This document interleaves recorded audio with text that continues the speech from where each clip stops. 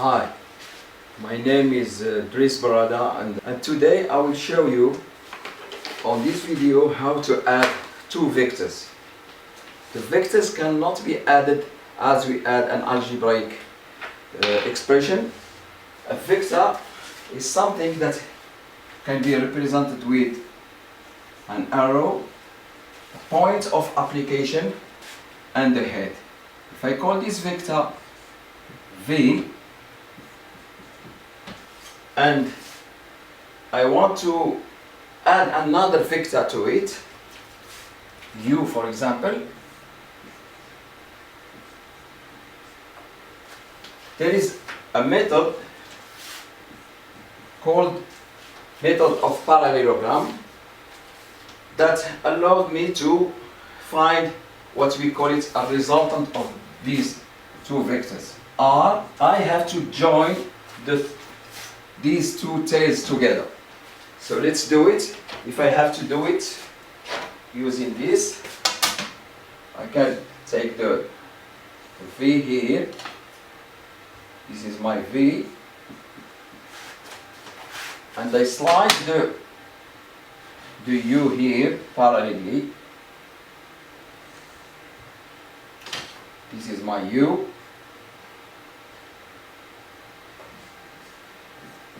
Put an arrow on it, which means a vector. Now I go to parallel to this vector V here.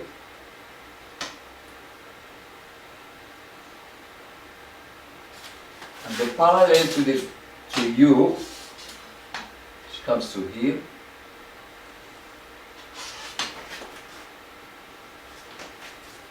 Like I said, we have to join first the tails together. And now my resultant is this vector here, what I call R. So, as any vector, the vector has to have a magnitude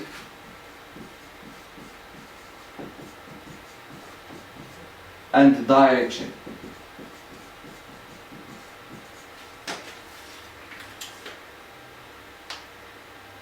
Now I will take an example in mechanics in which I have two forces. One force of 150 newtons and another force equals to 100 newtons. The first force is doing 50 degrees with the horizontal, and the second one is doing 10 degrees to the vertical. And I want to calculate the resultant of these two vectors. What I have to do, I use the method of parallelogram. Like I showed you before, I draw the parallel to this side, which is here.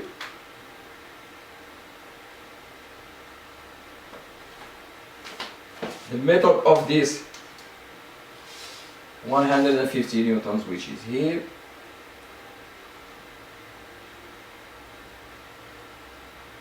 And therefore, my resultant R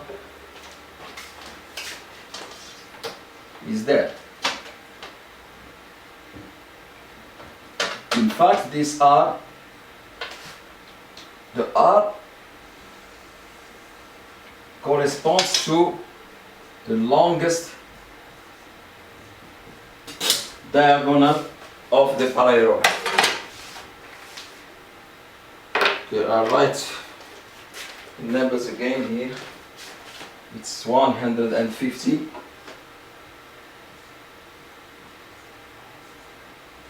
Newtons, doing 10 degrees with the vertical, and 100 newtons doing 15 degrees with the horizontal. To do that, now, to do the calculation, about here,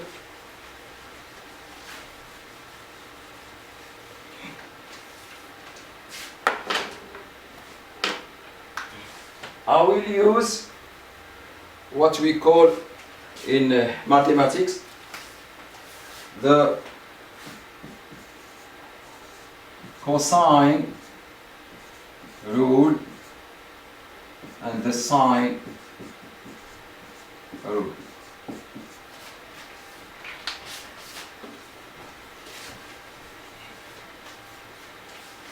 Just recall the cosine rule. When you have a scalene triangle like this, which has A, B, and C as sides, here the angle B, the angle A, and the angle C, the cosine rule states that C squared equals A squared plus B squared minus 2AB cosine C. This is the cosine rule. The sine rule states sine A upon the sine A equals sine B upon B equals sine C upon C. So what I need here to calculate is the R. So what I have this side which is equals to 100 newtons, and this one which is parallel to this one which is 550 newtons. So 100 newtons and 150 newtons. Okay, this is in order to calculate R, the modulus of R, the magnitude of R. But what I need to know the angle which is opposite to R. To do that, I have to calculate it. What I have here, first I calculate this angle alpha. So this angle alpha, in fact, is the 90 degree minus 15 plus 10, which is 90 minus 25.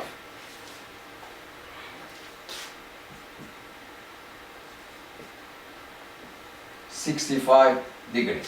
So alpha equals 65 degrees. Therefore, this angle, same thing, equals 65 degrees. If I add all the angles of the parallelogram, I will have 65 plus 65, which is 130 degrees, plus this angle that I'm looking at, I'll call it beta. So I've got beta plus another beta here equals 306. So therefore,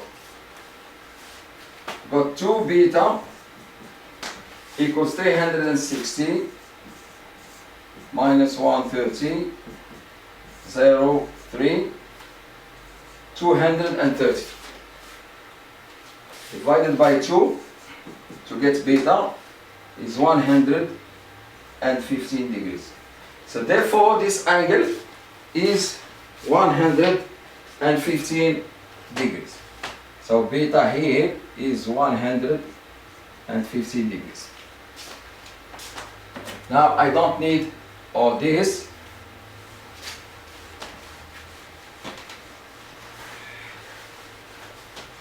I need just recall again the cosine rule, which is c squared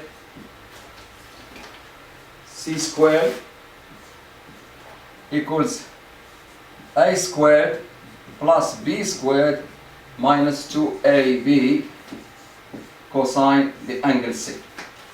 So what plays the role of a here is what's played first. The role of c is the resultant that I'm calculating. I can write r squared equals A squared, which is 100 newtons squared, plus B squared, 150 squared, minus 2, 100 times 150 cosine of the angle between 100 and 150, which is 150.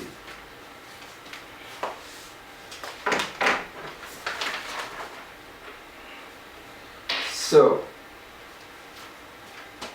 when you do the calculation, you put this into the calculator and you square root the R, you will find that the resultant here equals 213 newtons.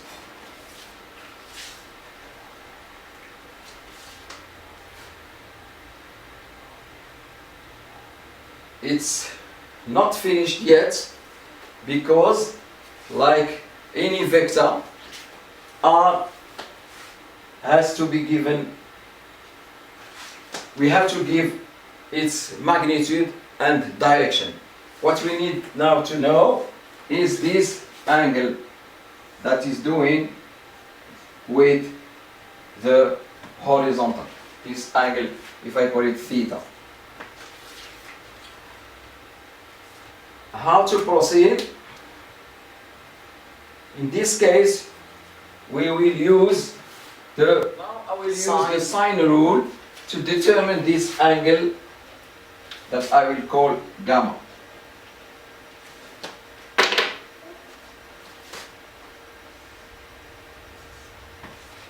How to determine gamma is by using the sine rule. Just recall that sine A upon A equals sine B upon B.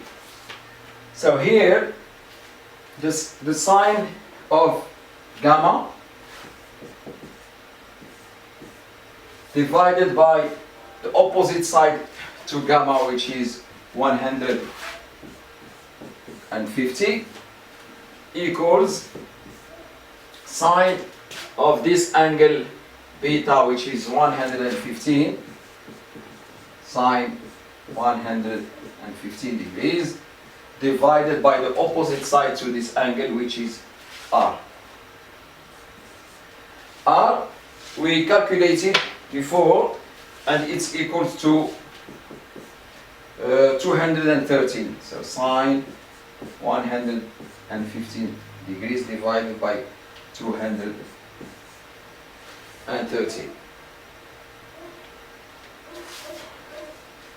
So finally, sine gamma equals 150 times sine 115 divided by 213. You put this into the calculator and you end up by finding gamma equals 39 degrees 0.8. To summarize, I've got R, which is 230 newtons. I've got gamma, but I have to give the direction of the resultant of these two forces to the horizontal. Finally, to the horizontal, the angle is theta. I have to add this angle that I just found, 39 degrees 0.8, to the 15 that is given to me by the problem, and theta finally equals 54.8, 54 degrees 0.8. Your final answer in a problem like this should be given as follows. R, because it's a vector, equals 230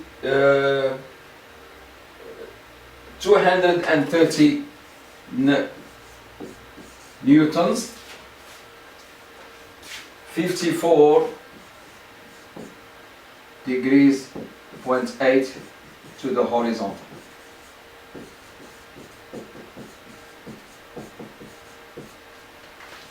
So on this short video I have shown you how to add two forces in 2D problem to get the resultant, and as any vector the resultant has to be given by its magnitude and direction.